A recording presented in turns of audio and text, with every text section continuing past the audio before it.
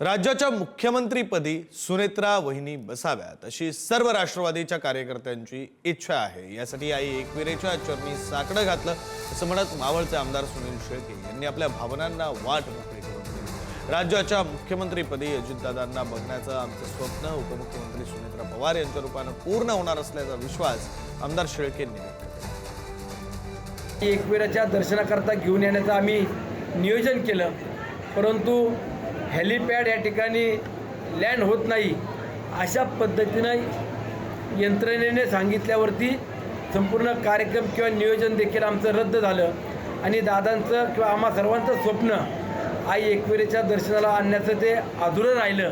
दादा राज्याचे मुख्यमंत्री व्हावे हे लाखो कार्यकर्त्यांचं किंवा शेतकरी कष्टकरी माझ्या महिला भगिनींचं स्वप्न हे अधुरं राहिलं, ते स्वप्न पूर्ण व्हावं याकरता सुनेत्रा वहिनींच्या रूपानं राज्याच्या मुख्यमंत्री म्हणून आम्हाला भविष्यकाळामध्ये पाहायला मिळतील एवढीच आज अपेक्षा या ठिकाणी व्यक्त करतो।